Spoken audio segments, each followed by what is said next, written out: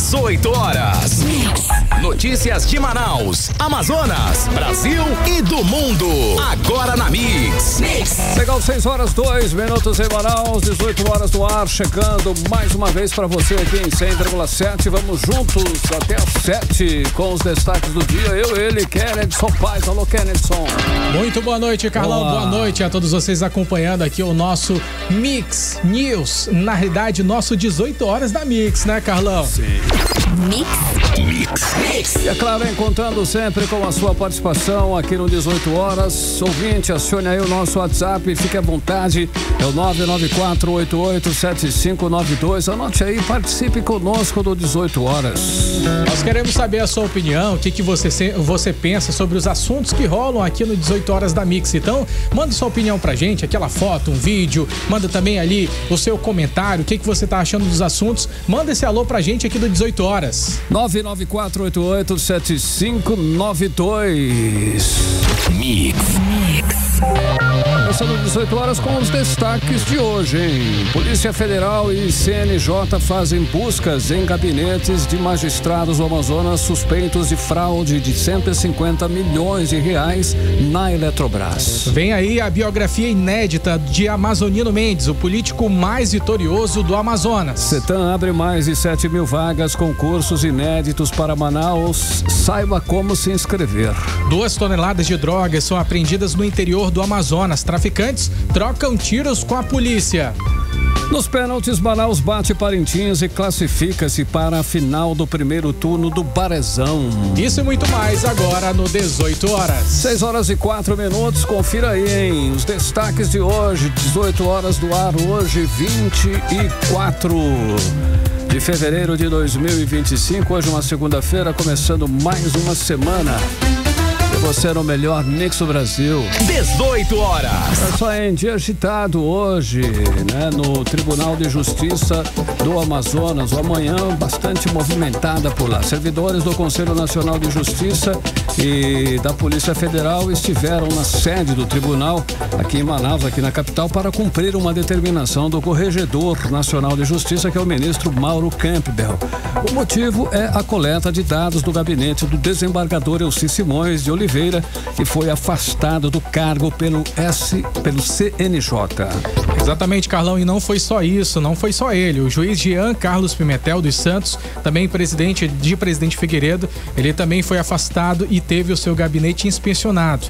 A ordem do corregedor foi bem clara: lacrar computadores, notebooks e qualquer dispositivo funcional até ali a realização da perícia. Uma imagem que circula nas redes sociais desde a última sexta-feira já mostrava o gabinete do desembargador selado, e hoje a equipe do CNJ e também da PF esteve no local para dar continuidade ao processo. Carlão. Olha só, mas o que motivou mesmo esse afastamento? A suspeita gira em torno da liberação de 150 milhões de reais para um credor da Eletrobras em uma movimentação que está sendo investigada pela Polícia Federal. Parte desse valor foi sacado em espécie. Imagens das câmaras de segurança de uma agência da Caixa Econômica Federal, aqui mesmo no bairro Aleixo, já estão nas mãos da Polícia Federal para identificar os responsáveis. O Tribunal de Justiça do Amazonas, por sua vez, reforçou que está colaborando com as investigações e que os fatos serão esclarecidos com transparência. Mas o fato é que essa história ainda promete novos desdobramentos. A Odina Araújo, ela traz pra gente essa história, que ela é longa, cabulosa, ela traz pra gente mais detalhes. Carlão, vamos ouvi-la. É, muito cabulosa e bem longa também, viu? Pra gente entender melhor, a gente tem que começar lá do começo mesmo. E o caso envolve títulos da Eletrobras, as centrais elétricas brasileiras da década de 1970. E tudo começa com uma ação de execução extrajudicial movida por um homem identificado como Bruno Eduardo Tomé de Souza, que nasceu em 1985 e em 2021 pediu na Justiça do Amazonas Amazonas a cobrança de um título extrajudicial de 1970 que ele afirma ter direito. Ou seja, ele cobra um título de quando ainda nem tinha nascido. Bom, pois bem, a empresa contestou a ação e alegou fraude na decisão, até porque o próprio STJ, o Superior Tribunal de Justiça, disse que a cobrança de títulos não seria mais viável por causa da passagem do tempo. Mas mesmo assim, a ação movida avançou no Judiciário do Amazonas. Em 27 de janeiro de 2025, o juiz da Vara Única de Presidente Figueiredo, Jean Carlos Pimentel dos Santos, determinou a indisponibilidade de quase 150 milhões de reais das contas da Eletrobras. A companhia recorreu e obteve em 31 de janeiro uma decisão do Tribunal de Justiça do Estado suspendendo o levantamento desses valores. Mas no dia 10 de fevereiro, uma reviravolta ocorreu nesse caso, viu? Aí a gente entra no assunto principal, inclusive com o Judiciário do Amazonas funcionando em modo turbo para resolver esse caso. No dia 10 de fevereiro, o desembargador Elci Simões, relator do caso no Tribunal de Justiça do Amazonas, revogou sua própria decisão anterior que favorecia a Eletrobras, permitindo o levantamento do montante penhorado. Aí foi o início de uma série de movimentações muito rápidas e suspeitas, segundo o Conselho Nacional de Justiça. 13 minutos depois, o requerente Bruno Souza apresentou uma petição na Vara de Presidente Figueiredo, informando que cedeu gratuitamente a maior parte do valor a 9 pessoas físicas e jurídicas que não integravam o processo originalmente, solicitando a liberação imediata do dinheiro. Menos de 40 minutos depois, o juiz Jean Pimentel homologou a sessão e autorizou o levantamento sem exigir qualquer caução ou oitiva da Eletrobras. 11 minutos depois, 10 alvarás foram expedidos, distribuindo os valores entre os novos beneficiários. Entre a decisão do desembargador em Manaus e a expedição dos alvarás, que tem efeito jurídico de ordem judicial para os bancos processarem as transferências, se passaram 62 minutos. E outro detalhe muito estranho de tudo isso é que uma agência da Caixa Econômica Federal aqui no Aleixo fez os pagamentos e efetivou as transferências à noite, na própria segunda-feira, dia 10 de fevereiro. É isso mesmo que você ouviu. As transferências foram feitas à noite, ou seja, o banco que fecha às 3 da tarde abriu à noite exclusivamente para fazer esses pagamentos. Aí no dia seguinte, na terça-feira, dia 11, uma nova reviravolta. A Eletrobras obteve uma decisão do STJ suspendendo os efeitos da determinação da Justiça do Amazonas e determinou a devolução dos valores levantados. A Caixa Econômica não conseguiu recuperar todo o valor pago. Pelo menos 4 milhões de reais ainda estão sendo recuperados ou rastreados. Diante de tudo isso, o corregedor do Conselho Nacional de Justiça, Mauro Campbell, que é amazonense, decidiu afastar temporariamente o juiz Jean Pimentel e o desembargador Elci Simões da Justiça do Amazonas. Na sexta-feira, os gabinetes do desembargador Elci Simões e do juiz Jean Pimentel no Tribunal de Justiça do Estado foram lacrados. Hoje, a Polícia Federal e membros do CNJ fizeram operação nos gabinetes, de onde levaram computadores, celulares e documentos. Até o carro usado pelo desembargador foi apreendido para ser periciado. O CNJ ressaltou que a decisão foi tomada devido à rapidez excessiva no processo contra a Eletrobras, que não condizia com o volume de trabalho da Vara de Presidente Figueiredo. Para o ministro Mauro Campbell, o juiz agiu sem a devida cautela ao avaliar a validade dos documentos, seu conteúdo e a legitimidade dos beneficiários. Ainda conforme Mauro Campbell, o comportamento dos envolvidos causa sérios danos à imagem do Poder Judiciário do Amazonas, principalmente por sugerir possíveis violações da imparcialidade e igualdade que devem ser garantidas aos julgadores. Por isso, o afastamento cautelar dos magistrados foi essencial. O desembargador e o juiz têm 5 dias para se manifestarem. Por meio de nota, o juiz Jean Pimentel afirmou ter atuado em conformidade com determinações provenientes da instância superior. Já o desembargador Elci Simões preferiu não se pronunciar por enquanto, segundo o Tribunal de Justiça do Amazonas. Por sua vez, a Eletrobras classificou como um verdadeiro assalto à luz do dia toda essa movimentação processual na Justiça do Amazonas.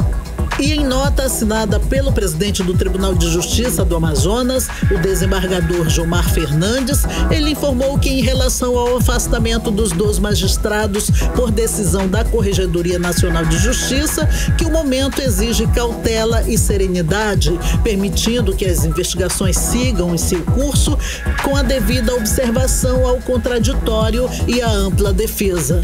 E é isso. Eu volto com vocês.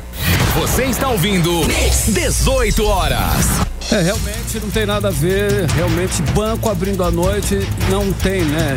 É a primeira vez, Carlos. É a primeira vez, olha. Não é o procedimento normal. O banco mal abre no horário comercial, né? O banco tem um horário pela manhã, que é um horário especial para eles. À noite, de madrugada, nós nunca vimos, principalmente a Caixa Econômica, funcionando de madrugada, ainda liberando, né? Saque de milhões, realmente está fora do padrão. Normalmente, agências fecham cedo e caixas eletrônicos têm limite máximo de saque. Mas nesse caso aí tudo aconteceu no maior sigilo, é claro, e fora do expediente, e aí tá parecendo um roteiro de filme, né? Tá estranho realmente, não bate, as coisas não estão fechando, não estão encaixando, não é isso, Ken? Exatamente, Carlão, e tudo de um modo turbo ali, muito acelerado, né? Uma dívida antiga, beneficiário novo demais. Como é que alguém pode receber um dinheiro de uma dívida que surgiu antes mesmo dele nascer, gente? É difícil de acreditar. A treta é a seguinte, os valores eles vêm de títulos da Eletrobras dos anos 70, mais um dos beneficiários nasceu nos anos 80, ou seja, ele tinha 0 chance de estar envolvido no caso na época, algo muito estranho nessa história, Carlão. Olha só, 4 milhões de reais sumiram no ar. A Caixa diz que conseguiu recuperar a maior parte do dinheiro suspeito, mas os 4 milhões ninguém viu ainda. Cadê? Estão desaparecidos realmente. É muita grana para simplesmente evaporar assim e ninguém saber onde está. Alguém vai ter, é claro, que explicar para onde foi parar esse dinheiro. 4 milhões é muita grana e quem botou a mão nele, né? Tudo tá feliz da vida, Carlão. Muito estranho, com certeza. Que nem falou aí, cabuloso, né, Kenny? Cabuloso demais. Que eu não ouvia, cabuloso, tá aí. Para 6h14, você no melhor mix do Brasil. 18 horas. Olha só, agora nós vamos falar de trânsito, nós vamos saber aí como foram as primeiras horas de funcionamento do novo semáforo aqui na Avenida Humberto Calderaro, aqui na descida aqui próximo ao Manauara. Carlão, no domingo, quando o semáforo começou a funcionar, 2 acidentes ali foram registrados. Ali naquele cruzamento entre as avenidas Humberto Calderaro e Belo Horizonte na zona centro-sul. Já era um pouco previsto, né, André? Sim. Exatamente, Kennedson, boa noite pra você, boa noite, Carlão. Boa noite você que nos acompanha aqui na 100.7 FM, também no YouTube. Olha, como vocês falaram exatamente, então esse novo semáforo ali nessa ladeira aqui no sentido Parque 10 da Humberto Calderaro já começou aí a funcionar desde esse último domingo, ontem, né? E lá continuou o acompanhamento dos agentes do Instituto Municipal de Mobilidade Urbana e MMU da Prefeitura de Manaus, que inclusive na hora desses acidentes que foram registrados, eles estavam ali no local. Um dos primeiros acidentes que aconteceu, de acordo aí com os agentes do IMU, foi de um condutor de veículos. Ele estava aí nesse carro, ele tem 72 anos e, segundo a prefeitura, ele foi causado por esse condutor que estava sem habilitação, sem a carteira nacional de habilitação, ou seja, sem a CNH, e ele acabou avançando os 2 semáforos vermelhos. Um já existente aqui, está instalado nesse cruzamento com a rua Belo Horizonte, né? E na hora do acidente foi tudo presenciado aí pelos próprios agentes do IMU, que flagrou toda a situação. Segundo então essas informações, o motorista ele infringiu a legislação de trânsito ao desrespeitar a sinalização e acabou colidindo aí com um táxi que, na sequência, esse táxi ele acabou batendo com outro veículo. E além dessa imprudência no volante, o carro envolvido na colisão, segundo aí a perícia que foi feita no local, estava em condições inadequadas para a circulação, porque apresentou ali os pneus carecas, os faróis quebrados e também por falta de manutenção adequada, o que acabou agravando aí os riscos na pista, porque durante também um acidente que aconteceu ali, a pista ela estava molhada, né? O veículo ele foi recolhido para o parqueamento e a polícia militar que esteve no local no exato momento que aconteceu o acidente decidiu aí por não conduzir o idoso à delegacia por causa da idade dele. E a Prefeitura de Manaus, ela reforça que a nova intervenção semafórica foi implantada aí com base em estudos técnicos, isso para aumentar a segurança viária, proteger a vida de condutores e pedestres e também o respeito às normas de trânsito. Informa aí que é essencial para a prevenção de acidentes e para garantir também um trânsito mais seguro para todos. Essa nota emitida aí pela Prefeitura, pelo IMU. E agora ainda sobre esse funcionamento desse novo semáforo, sim, que ainda tem várias dúvidas, né, Carlão? A gente procurou um especialista aí em trânsito, que é o Rafael Cordeiro. Ele vai falar pra gente dessa logística aí, de como funciona esse semáforo que envolve essas 3 vias, né? Não tem como não envolver, tá? 3 vias envolvidas, que é Humberto Calderaro, porque antes do semáforo que tinha ali na ladeira, né, Kennedson, abre ali o semáforo da Humberto Calderaro e assim que fecha tem que abrir a da André Araújo, que não vai bater na parede, vai dobrar ali pra direita. Rapaz, mas é uma sequência de semáforos, né, André Araújo? André, desde ali da subida da Humberto Calderaro, na saída do Boulevard Álvaro Maia, eu acho que quem tá saindo da Avenida Boulevard Álvaro Maia enfrenta pelo menos ali um semáforo em frente ao check-up, depois são ali... São vários semáforos, né? São 3, então são 4 semáforos só para chegar até o shopping ali, então, né? Só para chegar no shopping, aí fica a retenção, né? Ali a retenção semafórica que o IMU fala por conta aí desses semáforos, né? Então, mais um colocado. A gente daqui a pouco, inclusive, vai trazer essas informações de como está o trânsito agora, nesse horário de pico, mas enquanto isso, vamos ouvir aí como é que funciona essa logística que envolve essas 3 vias com o especialista em trânsito, Rafael Cordeiro. Esse semáforo, ele não vai fechar para os veículos que transitam pela Humberto sem antes que não haja fechado todos os grupos semafóricos deste corredor. Ou seja, ele será o último semáforo a fechar e assim não forçando o condutor a ter que imobilizar o seu veículo, em especial por ter uma ladeira acentuada neste local. E os condutores que transitam pela Rua Belo Horizonte terão a oportunidade de fazer a travessia de forma segura somente quando todos os grupos semafóricos da Humberto fecharem. E neste momento, assim como vai abrir o tempo semafórico para os condutores da André Araújo para acessar Humberto, de forma concomitante será aberto também para esses condutores. Então, o risco, segundo o IMMU, de causar acidentes é baixo, tendo em vista que os veículos que terão que parar o veículo na Humberto Calderaro, eles virão da André Araújo, ou seja, em baixa velocidade. 18 horas. Tá, então, Kennedson, Carlão, a gente conferiu a fala aí do especialista em trânsito, Rafael Cordeiro. Ver, né? Olha, o IMU, ele alertou ainda que os motoristas que circulam pelo local devem redobrar a atenção e respeitar a nova configuração semafórica para evitar infrações, né? E também ajudar a garantir um trânsito seguro ali no local. Então, é bom aí, quem não sabia que tem um novo semáforo nessa ladeira da Humberto Calderaro, no sentido ali antes do shopping aqui em Manauara. Vou passar ali já, inclusive, para dar uma olhada. Em alta velocidade. Tá ali o semáforo, né? O sinal laranjado indo pro vermelho, o cara vai de alta velocidade, pode aí pegar o sinal vermelho e aí bater, causar um acidente, pode ir de arrasta, então é melhor aí ficar, né? Atenção, né? Com atenção. É isso. Valeu, André. 6h21, você era o melhor Mix do Brasil. 18 horas. Olha só, e mesmo entregando o celular, entregou o celular. Jovem de 21 anos, mesmo assim, entregando o celular e tudo mais, foi assassinado após assalto aqui em Manaus. Tá feia a coisa. Isso aconteceu no domingo à noite, na Rua B1, Conjunto Canaranas, zona norte de Manaus. E Kennedson. Exatamente, Carlão. Esse jovem, o nome dele é Ícaro Teodoro Nascimento Castro. Ele tinha apenas 21 anos, Carlão. Ele foi assassinado a tiros de uma forma extremamente brutal.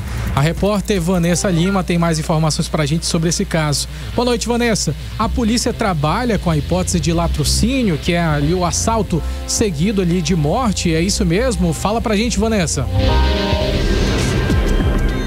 Boa noite, Carlão, Kennedson, boa noite a vocês, ouvintes.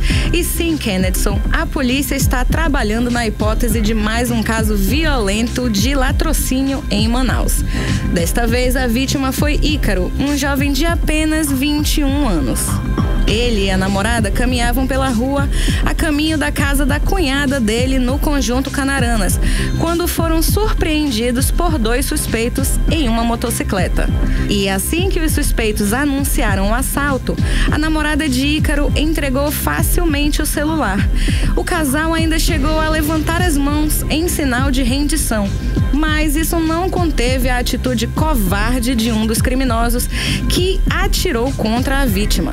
Foram 3 tiros a queima-roupa e, segundo os policiais, os disparos atingiram a cabeça de Ícaro, que foi assassinado dessa forma cruel, mesmo sem não ter demonstrado nenhuma resistência. Após o crime, os suspeitos fugiram como se nada tivesse acontecido e ainda não foram identificados. O SAMU ainda chegou a ser acionado. Ele esteve no local, mas os socorristas apenas constataram que o jovem já estava sem vida. O corpo da vítima foi removido pelo Instituto Médico Legal. O caso foi registrado na Delegacia Especializada em Homicídios e Sequestros e permanece sendo investigado. Volto com vocês no estúdio. Você está ouvindo 18 horas. Agora são 6h23. Boa noite para você na 100,7. 18 horas no ar com os destaques do dia. Agora chegou a hora de nós falarmos de política amazonense, direto dos bastidores da política local. Cíntia Blink já está na área. Cíntia, alô, boa noite. Oi. Tudo bem? Boa noite, Carlão. Boa noite, Kennedson. E boa noite para você que está com a gente na 100.7. Boa. Cíntia, nós já estamos falando, inclusive hoje no programa, né? Abrimos o programa com esse assunto e esse assunto ele continua sendo, né, um destaque. Hoje, pelo jeito, vai ser um bom tempo esse escândalo aí envolvendo o desembargador Elci Simões. Que coisa estranha, merece, Cíntia, né? Merece esse assunto. Sim, assunto. E o juiz Jean Pimentel, o que você apurou? Você, claro, que está acompanhando esse assunto. O que você sabe sobre esse caso que nós ainda não sabemos, Cíntia Blink? O que eu sei, na verdade, nesse momento é o que a gente está vendo, que o CNJ ali com o ministro Campbell, o CNJ é o Conselho Nacional de Justiça, com o ministro Campbell não tá pra brincadeira, ele realmente lançou uma mira aí pra resolver as coisas no judiciário. O que se fala nos bastidores é que essas, né, porque a gente tem o caso do Elci, que o desembargador Elci Simões, que tá em evidência aí desde da semana passada. Todo mundo ficou sabendo mais ou menos o que aconteceu. O pessoal do judiciário está acompanhando bem. Mas hoje também teve uma outra decisão, né, por conta aí do uso da rede social. A juíza Rosália Guimarães Sarmento, ela é do Tribunal de Justiça do Amazonas, ela fez uma postagem, uma publicação manifestando seu voto ali no presidente Lula, lá em 2022, e o colegiado entendeu também que pela falta de imparcialidade, ela também foi suspensa. É um caso bem menos grave do que do Elci, tá, gente? Mas por que eu falo que o conselho tá com essa mira aí pro TJ Amazonas? Porque é um segundo caso, né, em que atinge ali uma juíza. E sobre o Elci, o que fala-se nos bastidores é que essa ação ela já estava prevista, inclusive que novas ações como essa vão acontecer, novas investigações como essa. Não adiantaram qual é o caso, adiantaram que o valor é maior e adiantaram o nome do juiz, mas eu não vou poder falar porque, né, ainda é muito... Enfim, não dá ainda pra gente discutir isso. Mas o que se entende nos bastidores do mundo jurídico é que esse é um recado do CNJ, na assinatura do ministro Campbell, na assinatura e na decisão mesmo ali, para desembargadores e, em especial, para os filhos dos desembargadores, que acabam se envolvendo na justiça de uma forma nada regular, de acordo com o que se está investigando. Então, a gente pode esperar mais situações parecidas com o que a gente viu e até com valores maiores do que a gente está vendo. E outras pessoas envolvidas. Outras pessoas, outros casos, outras pessoas em ambas as partes. Sim. Tanto em quem denuncia quanto na outra parte. Sim. Então, Campbell não está para brincadeira real. Legal, que bom. Ou seja, teremos mais pauta com certeza futuramente, né, Blink? Vambora, estamos prontos para cobrir. Agora, Blink, hoje eu vi pelo seu Instagram e as suas redes sociais que você esteve lá na Câmara dos Vereadores e eles, os vereadores, eles estão criando ali dificuldades para a imprensa, Blink. O que está acontecendo nessa situação? Pois é, a Câmara Municipal de Manaus, ela está sob uma nova gestão, que é a do vereador Davi Reis. Ele não é a primeira vez que ele é presidente da Câmara. E a gente, desde o dia 1, né, tem notado algumas diferenças, como, por exemplo, o pessoal da imprensa que faz imagem, os cinegrafistas, fotógrafos, eles mesmo com terno não podem mais entrar à Câmara Municipal de Manaus. De acordo com a diretoria ali de comunicação, isso vai mudar, eles vão poder entrar por 5 minutos em breve, coisa e tal. A gente tem que ver o que está acontecendo. Agora, de acordo com a diretoria de comunicação, isso tudo foi uma questão decidida pelo presidente da casa junto à mesa diretora. Nós não temos nenhum documento sobre isso e nem a palavra do presidente sobre isso. Tudo que nós temos é a informação vinda da diretoria de comunicação. O que aconteceu? Eu fui fazer, como você sabe, né, Kenson, uma passagem ali, que é aquele momento que o jornalista que faz imagem, ele assina a matéria, ele aparece ali para falar alguma informação, uma introdução ao assunto, ou enfim. E eu fui gravar mostrando que estava na Câmara. Então eu fui para a parte da escadaria que leva ao plenário e sim, os vereadores precisam passar por ali para entrar no plenário. E fui gravar sem, nem estava nem falando com o vereador, mas se quisesse falaria, claro. E aí vieram informar que eu não poderia fazer gravações ali, não poderia de maneira alguma, porque está proibido gravar na área externa da Câmara. Mas tem alguma restrição, Blink? Existe assim uma lei, algum regimento interno que regimento interno não tem nada a ver com isso. Não, pelo né? menos até o dia de hoje não houve qualquer mudança no regimento falando sobre isso. O que foi dito é que a mesa diretora definiu dessa maneira, sem estar escrito em nenhum lugar, por ser o entendimento da mesa diretora, ou seja, o presidente e todos que têm um cargo ali. Então, não se pode mais jornalista circular naquela área. O que a diretoria de comunicação explicou é que é uma área em que os vereadores também circulam. Então, um jornalista poderia abordar um vereador naquele instante e ele fica ali sem saída. Então, por isso, passou a ser proibido que o jornalista faça imagens, frequente a escada que leva ao plenário. Isso é medo, Blink? Será medo de alguma pergunta, de algum tipo de, né, questionamento dos vereadores? Antes de total medo, isso é absolutamente inconstitucional. Não teve um advogado, uma pessoa do Ministério Público, uma pessoa do direito eleitoral que falou comigo que não tenha ficado espantado sobre o absurdo que isso é. Gente, mesmo ministros do Supremo Tribunal Federal, eles são abordados por jornalistas na entrada também, na escadinha ali que eles passam para ir ao Supremo, né? Então, claro que o parlamentar, vereador, deputado, seja quem for, ele tem direito de não responder uma pergunta, se ele não quiser responder. Mas cabe ao jornalista fazer a pergunta, porque ela é de interesse público. A gente não está ali para saber uma curiosidade sobre a vida do parlamentar. A gente está perguntando algo que a população merece saber. Que é de interesse público. O nosso microfone é a oportunidade que quem nos dá a audiência é a pergunta que essa pessoa gostaria de fazer. Não é uma vaidade pessoal estar ali perguntando e nem me interessa saber a vida de ninguém ali. A não ser que a vida dele interfira na vida pública. Aí a gente começa a falar. Resumindo, Blink, não tem por que ter medo, né? Ninguém tá indo ali para crucificar ninguém, nem para atirar em ninguém, nem para fazer. A gente só vai fazer o nosso trabalho da melhor maneira possível, não é isso, Blink? Sem dúvida. E se o vereador ainda assim não quiser responder, ele não responde. Ele tem direito a não responder. Agora, eu, parar, né? como jornalista, tenho o dever de perguntar. Exatamente, Blink.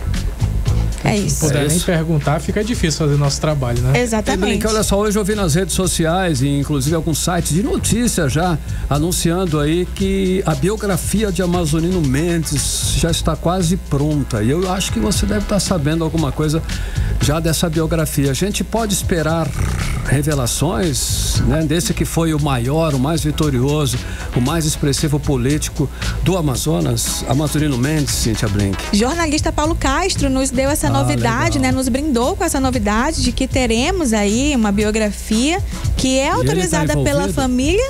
Ainda assim, ele nos falou aí que virá informações de bastidor, informações inéditas e informações que interessam a todos. Então, estou ansiosa.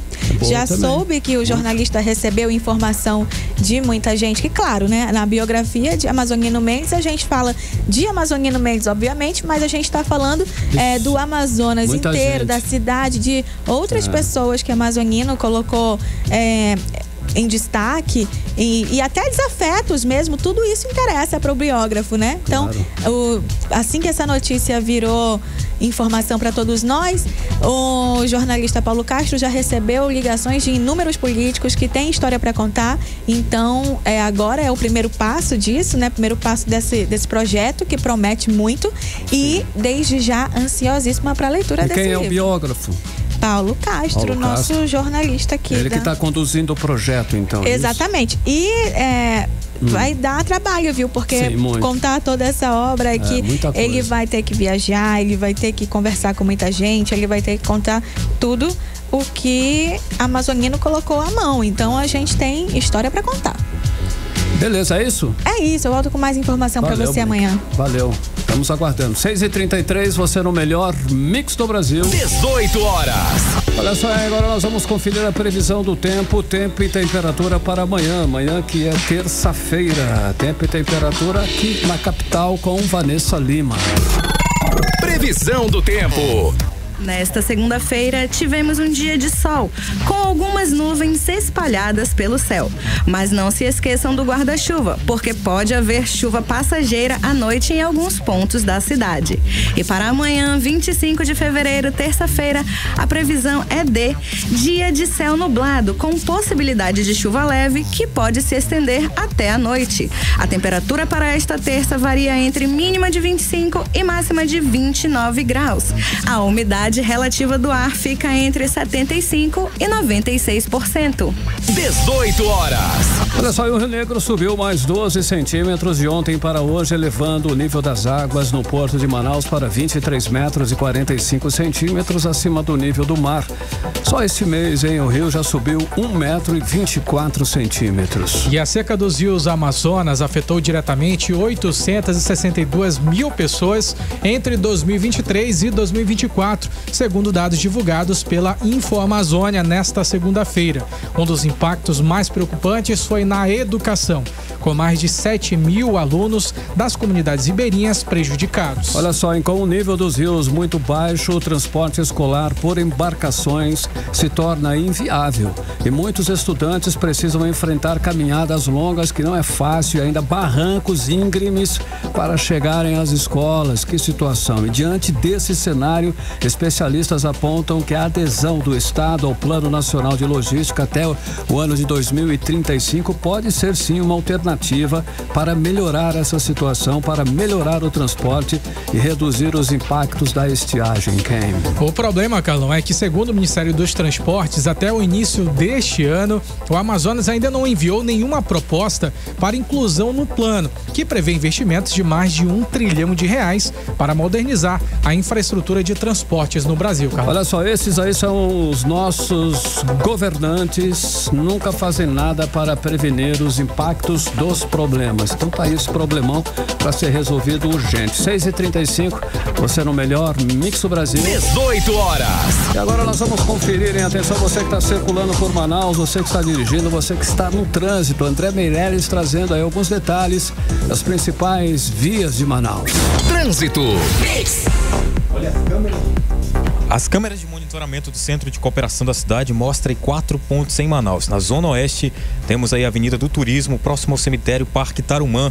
Tem trânsito livre com excelente fluidez. Na Zona Centro-Sul de Manaus, na Avenida de Alma Batista, com a Rua Pará, o trânsito por lá também tem boa fluidez. Na Humberto Calderaro, aqui que a gente estava falando agora há pouco, com a Rua Teresina, o trânsito ele está fluindo normalmente, como diariamente aí outros finais de semana também que a gente acompanhou aqui, Carlão. Então, até o momento o trânsito está fluindo normal na Humberto Calderaro, nesse sentido que a gente fala Parque 10. E na Zona Leste de Manaus, a gente vai lá para a Avenida Cosme Ferreira, bem próximo à Feira do Coroado, né? Por lá tá também um trânsito tranquilo, não foi registrado nenhum obstáculo, nenhum acidente até o momento.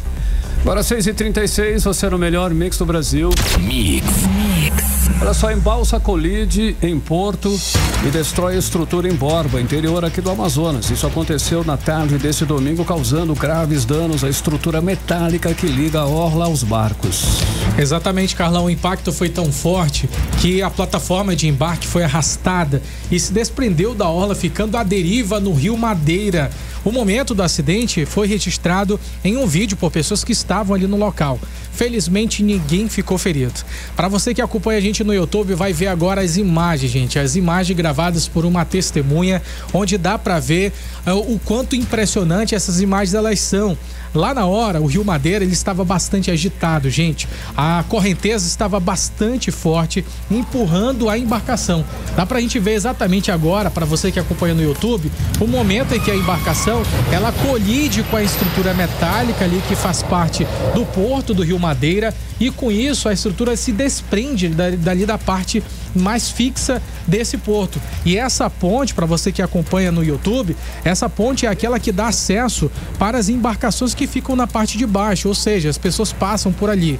Pelo vídeo gravado dá para ver que foi ali uma embarcação de grande porte.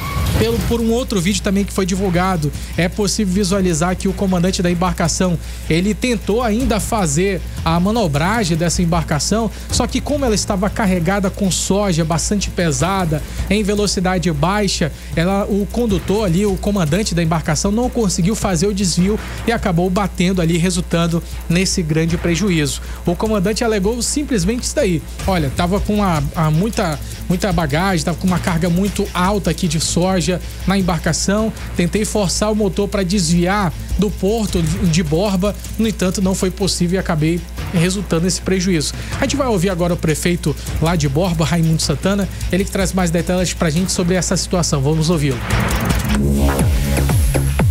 Menos de meia hora a gente conseguiu, graças a Deus estava todo mundo a tempo, a gente conseguiu encontrar a embarcação e foi muito bem recebido pelos tripulantes, pelo comandante e as pessoas aqui da empresa Bertolini, que está transportando soja. Infelizmente muito pesado, a carga muito pesada, e se chocou com o ponto e deu o que deu lá. 18 horas.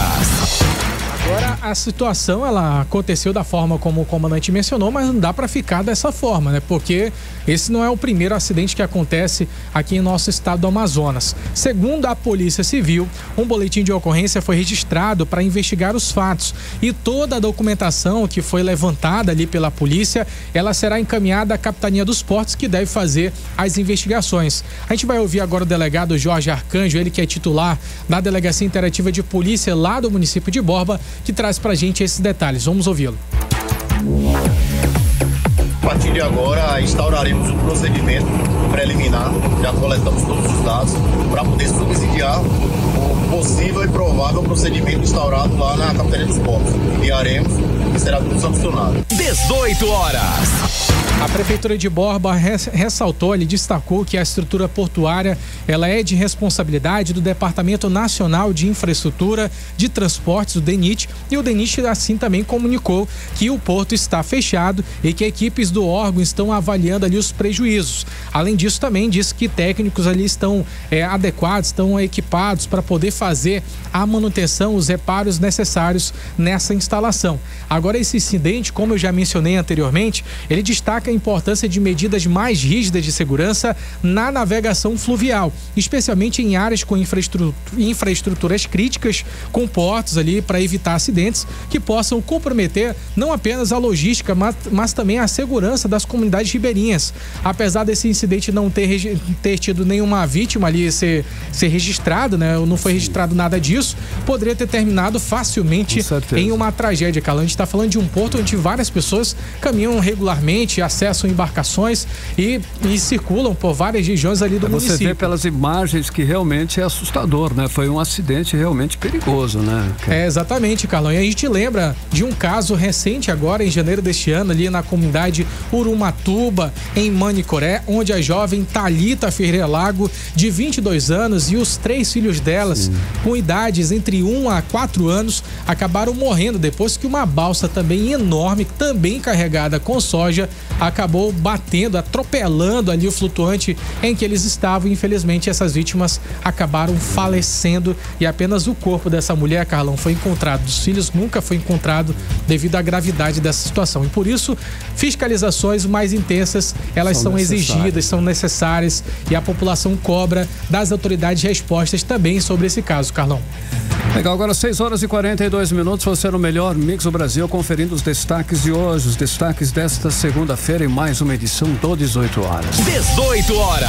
Olha só aí, ó, a Prefeitura de Manaus lançou um novo sistema chamado Alvará de Construção Mais Fácil, que promete descomplicar a aprovação de obras na cidade, o que é uma boa, hein, Kevin? Com certeza, Carlão, quem está construindo já se interessou nessa notícia, porque a ideia é cortar exatamente a burocracia e agilizar o processo, deixando a responsabilidade nas mãos de profissionais qualificados, como engenheiros, arquitetos e também técnicos. A gente vai entender melhor essa novidade agora com a Odinei Araújo. Vamos ouvi-la.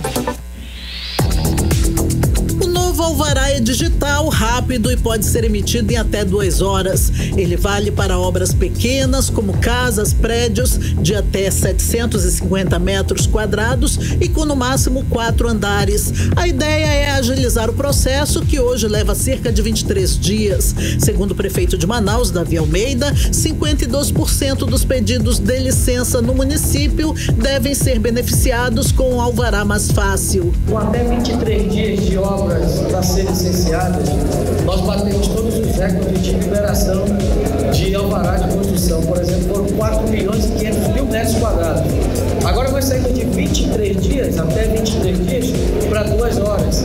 Isso representa 52% de todos os processos que tramitam dentro do clube. Então, nós vamos ter muito mais áreas construídas, liberadas, licenciadas e, sem dúvida alguma, o aumento da geração de emprego e renda para que nós possamos melhorar as estruturas da cidade de Manaus. Além de agilidade no tempo, a gente ainda consegue um desconto de 20%. Para uma inflação de até 5% ao ano, nós temos aí 20% de desconto. Então, não é pouco que a Prefeitura está fazendo. O alvará de construção mais fácil foi criado pela Lei Complementar 20/2022 e passou por muitos testes para garantir que siga as regras de planejamento urbano. Agora, os profissionais responsáveis pelos projetos podem cadastrar as informações no sistema, que fará a análise automaticamente. Se tudo estiver certo, o pagamento é feito e o alvará é emitido digitalmente, conforme o diretor-presidente do Implurb, Instituto Municipal de Planejamento Urbano, Carlos Valente. Só os profissionais habilitados é que podem fazer essas declarações. Por exemplo, quem pode fazer petições no sistema judiciário são os advogados, porque é autodeclaração. Quem pode peticionar nesse sistema são os engenheiros e arquitetos, porque eles têm a prerrogativa de declarar se aquele projeto está dentro dos parâmetros urbanísticos. Então, assim, é um ganho de escala para os engenheiros e arquitetos, é um ganho de tempo para os interessados, os empreendedores, e vem mais, com a redução de tarifa de 20%. O desconto de 20% nas taxas é para quem pagar tudo de uma vez só. Algumas reformas também podem ser regularizadas, mas as obras que precisem de licenciamento ambiental ou aprovação de outros órgãos não podem usar esse modelo. Com a criação desse sistema, a Prefeitura de Manaus também vai oferecer treinamento treinamento para os profissionais da área, garantindo que todos saibam como usar a nova ferramenta corretamente. O objetivo é tornar o processo mais rápido, sem tanta burocracia e incentivar o crescimento urbano da cidade. Odneia Araújo para o 18 horas. Você está ouvindo 18 horas. Agora 6h45. Olha só, bebida e direção não combinam e todo mundo sabe disso, mas mesmo assim muita gente continua bebendo e dirigindo. Inclusive, muitos se deram mal em vários bairros de Manaus entre sexta e segunda-feira. 132 motoristas foram pegos nessa situação de embriaguez, hein, Ken? Carlão, as operações do Detran do Amazonas aconteceram em diferentes pontos daqui da capital, aqui da nossa cidade de Manaus, incluindo as zonas sul, centro-sul, norte e leste. E quem foi flagrado levou multa e teve que encarar as consequências. Não é isso mesmo, André Meirelles? Isso mesmo, Kennedson, Carlão, boa noite pra vocês mais uma vez, você que nos acompanha aqui na 100.7. Olha, inclusive essa multa aí por dirigir embriagado é de nada mais, nada menos do que R$ 2.934,70. Quebrou. O valor da moto de alguns deles aí, André. E isso aí, ó, tá lá no CTB, que é o Código de Trânsito Brasileiro. E além dessa multa, o condutor ele pode ter a carteira de habilitação suspensa, o carro retido e ainda ser levado ali para a delegacia para responder aí por esse ato, né? E isso que aconteceu aí, ou que pode acontecer com esses 132 motoristas autuados pelo Detran desta operação que aconteceu desde agora da última sexta-feira, finalzinho de semana, e foi aí o sábado, entrou domingo, terminou também ainda durante a segunda-feira, onde essas ações foram realizadas, como você falou aí, Kennedson, na zona sul, centro-sul, norte e leste aqui da capital, e foram aplicadas também aí, não só por embriaguez, mas outras também autuações, infrações, um total aí 565 pelas diversas infrações que vão contra aí o CTB, que é o Código de Trânsito Brasileiro. E no total desses dias aí da operação, foram abordados, para que esses veículos aí fossem autuados, foram abordados 782 veículos e detectadas aí diversas infrações, como estavam conduzindo motocicleta sem o uso do capacete de segurança, permitindo aí que o passageiro em motocicleta estava sem o uso de capacete, né, corresse risco aí de vida, inclusive, né, e também conduzindo veículos sem equipamento obrigatório, né, dirigindo sem possuir a CNH, que é a Carteira Nacional de Habilitação, dirigindo veículos sem um calçado adequado, né, comprometendo também o uso dos pedais e permitindo também a condução de veículos por pessoas sem CNH ou a PPD, né, que é a permissão para dirigir, né, e veículos com descarga livre, entre outras situações que teve ali. Aquela famosa descarga barulhenta, né, André Meirelles? Que incomoda demais, né? Foi flagrado aí durante essa operação.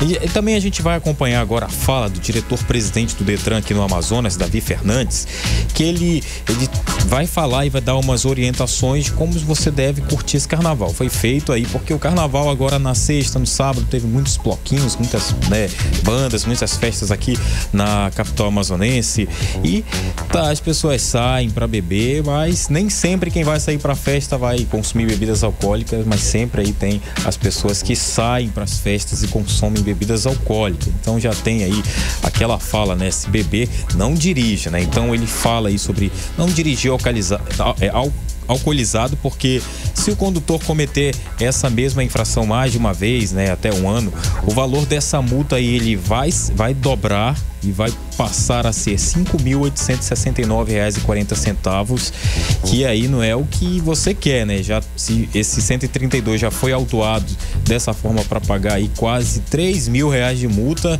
se for autuado mais uma vez, vai passar e chegar a quase R$6.000 de multa. Muita gente nem recebe esse salário, na verdade, Kenneth. É isso mesmo, André. E olha só a situação dessa. Por exemplo, o condutor de uma motocicleta, ele é ali abordado em uma abordagem dessa do Detran. Se ele for flagrado ali sob efeito de bebidas alcoólicas, além de pagar essa multa, André, que chega a mais de R$5.000, o veículo ele ainda vai ser levado ao parqueamento. Aí, por exemplo, se for na sexta-feira, ele já não vai tirar no sábado. Aí já vai começar a contar o parqueamento da sexta, sábado, Carlão. Entra pra segunda-feira, Carlão. Ainda vai ter que pagar as taxas, vai ter que ir ao Detran. Dependendo da moto, é melhor deixar ela lá, né? Rapaz, não dá não. Então é um prejuízo muito grande, né? Mas, André, a gente fala muito sobre isso aqui, sobre fiscalização, André, principalmente pelo fato de acidentes fatais, André. Eu peguei um dado aqui enquanto você falava, André.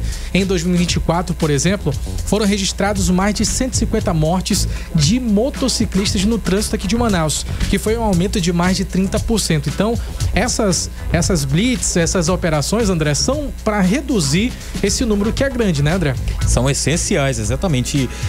E a gente falando aqui sobre valores de multa, que ao cometer essas infrações no trânsito, pode ter inclusive a cassação da CNH, vai pagar a multa, vai perder o direito de dirigir, mas ainda assim, né, não coíbe essas ações, né? Muita gente aí tá dirigindo, cometendo várias infrações, né? Inclusive, como foi feito também um teste aí, que a gente fala do bafômetro, não pode se recusar a fazer, porque quem se recusar a fazer o teste do bafômetro também resulta aí na aplicação dessa multa de quase R$3.000 e até mesmo a suspensão do direito de dirigir. Dirigir embriagado é um crime de trânsito previsto aí no artigo 306 do CTB e o condutor pode ser penalizado com detenção de 6 meses até 3 anos. Antes da gente encerrar aqui, bora ouvir aí o diretor de trânsito aqui do Detran.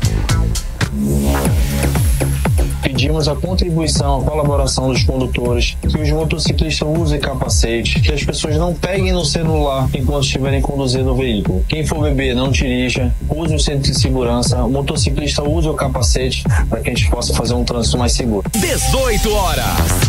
Então tá aí, né, as orientações do diretor-presidente do Detran no Amazonas, Davi Fernandes. Valeu, André Meirelles, 6h52. 18 horas. Olha aí, outra mega operação nas águas do Amazonas. Cerca de 2 toneladas de drogas foram interceptadas em uma lancha na noite de domingo, próximo a Iranduba, no interior do estado do Amazonas. A operação foi realizada por agentes da Polícia Militar em parceria com a Polícia Federal e após um levantamento de inteligência, identificar a embarcação vinda de tríplice fronteira entre Brasil, Colômbia e Peru, com destino a Manaus. Foi identificada. Exatamente, Carlão. Durante a abordagem, os criminosos atiraram contra os policiais que revidaram. Em meio à troca de tiros, os suspeitos abandonaram a lancha e se jogaram no rio, conseguindo fugir sem serem identificados, Carlão. Olha aí, na embarcação, os agentes encontraram grandes quantidades de maconha e também cocaína, além de 4 armas longas, incluindo 2 fuzis, 3 motores e também dinheiro colombiano. A polícia acredita que os envolvidos possam ser estrangeiros. Todo o material apreendido foi encaminhado para a sede da Companhia de Operações Especiais na zona norte de Manaus. Agora, as investigações seguem para identificar e capturar os responsáveis por essa grande operação criminosa. Mix. Prefeito Davi Almeida quer acesso aos dados biométricos do TRE Amazonas para reforçar segurança em Manaus. Isso mesmo, ele fez aí uma visita institucional à presidente do Tribunal Regional Eleitoral no Amazonas, a desembargadora Carla Reis, para formalizar aí esse pedido. A ideia, segundo o prefeito Carlão, é integrar essas informações ao sistema de reconhecimento facial da prefeitura, ampliando o monitoramento e também ajudando no combate à criminalidade na cidade. É isso mesmo, né, André Meirelles? Conta pra gente. Isso mesmo, que o prefeito Davi Almeida destacou a importância dessa parceria com o TRE, que é o Tribunal Regional Eleitoral do Amazonas, para aprimorar a segurança pública na capital. Uma visita institucional ao Tribunal Regional Eleitoral, saudando a nova presidente, desejando a ela êxito e sucesso na condução dos trabalhos nos próximos 2 anos. E, além disso, pedir, através da Secretaria de Segurança Pública Municipal, acesso aos dados do TRE da biometria, porque nós estamos implementando na cidade de Manaus o programa de reconhecimento facial para os foragidos de justiça, para quem tem mandado de prisão em aberto, desaparecidos, e isso com esse banco de dados do tribunal reforçando os nossos bancos também, isso vai nos dar muita possibilidade de resolver problemas e de prender pessoas que estão em situação de prisão. Olha, o prefeito de Manaus, Davi Almeida, que formalizou aí com a presidente do TRE, a desembargadora Carla Reis, que também ressaltou a relevância da cooperação entre as instituições e destacou essa experiência do TRE do Amazonas com o uso da biometria. O TRE é sabido que tem essa expertise, né, de reconhecimento facial, e hoje recebemos a visita do prefeito, uma visita institucional, justamente para pedir o apoio técnico, a colaboração do Tribunal Regional Eleitoral do Estado do Amazonas, justamente para fazer essa parceria com a prefeitura para possibilitar, dentro da competência da prefeitura, a questão de segurança pública do cidadão, e foi dada entrada já oficialmente. Olha, esse encontro com a presidente do TRE, Carla Reis, e o prefeito de Manaus, Davi Almeida, aconteceu na sede da entidade, ali na Avenida André Araújo, na zona Centro-Sul. E quem também esteve por lá foi o titular da SENSEG, que é a Secretaria Municipal de Segurança Pública e Defesa Social, Alberto Siqueira. Ele também enfatizou a importância de contar com um banco de dados confiável para o funcionamento do sistema de reconhecimento facial. Um dos objetivos do reconhecimento facial é que a gente consiga reconhecer através da tecnologia desde pessoas que estão com mandado de prisão em aberto, desde pessoas desaparecidas, só que para isso não basta ter a tecnologia, nós temos também que ter acesso ao banco de dados. Então o TRE, ele tem sim um banco de dados muito robusto, muito significativo e que com certeza vai contribuir muito para essa nova ferramenta que a Prefeitura de Manaus está trazendo. Olha, além da integração de dados para o sistema de reconhecimento facial, essa reunião também abordou questões ligadas à segurança e logística eleitoral na capital. Isso tudo para reforçar aí o compromisso das instituições em garantir um pleito transparente e organizado. Volto com vocês. Você está ouvindo 18 horas. Legal, 6 horas e 57 minutos. Nós vamos falar agora de oportunidades. Se você está buscando aí uma oportunidade, atenção, hein? Quer se qualificar de graça e com qualidade, essa é a sua chance. O Centro de Educação Tecnológica do Amazonas, que é o CETAM, abriu o primeiro edital para 2025. Cursos presenciais de qualificação profissional em Manaus. Aproveite. Carlão, é exatamente isso. São mais de 7.600 vagas em diversas áreas, incluindo tecnologia, indústria, gastronomia e também embelezamento, gente. Segundo o diretor-presidente do CETAM, Fábio Albuquerque, os cursos estão alinhados às demandas do mercado, garantindo mais chances de empregabilidade para os participantes. Olha, quem quer se inscrever, atenção, hein? O processo é online e é simples, é bem simples, você consegue. As inscrições começam às 7 horas da manhã desta quarta-feira, dia 26, e vão até às 23 horas e 59 minutos de quinta-feira, dia 27. Basta aí acessar o site cetam.am.gov.br, cetam.am.gov.br, clicar no banner Tudo sobre inscrições e seguir as instruções fáceis. É exatamente isso. E para quem não tem cadastro no sistema, a dica é fazer isso com antecedência no portal do candidato, porque na hora da inscrição o tempo é curto e as vagas costumam acabar rápido. E tem novidade no catálogo de cursos. Olha só, quem curte tecnologia pode aprender desenvolvimento front-end, programação para metaverso, big data e até sobre criptoativos. Na área industrial, há cursos como manutenção de placas e também automação industrial. Vários, hein? Boa! Carlão, já na área da gastronomia, os destaques são cozinheiro, churrasqueiro, produção de sushi, sushi man. Eu tô até indo pra lá, Carlão. Ou seja, tem opção ali pra todo mundo. Então fica ligado, prepara os documentos e garanta a sua vaga.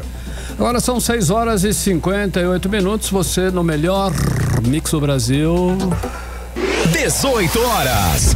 Esporte. Legal, o giro esportivo aqui em 100,7. Vamos lá, hein? Olha só, nos pênaltis, o Gavião do Norte mostrou frieza e garantiu vaga na semifinal do primeiro turno do Amazonense 2025.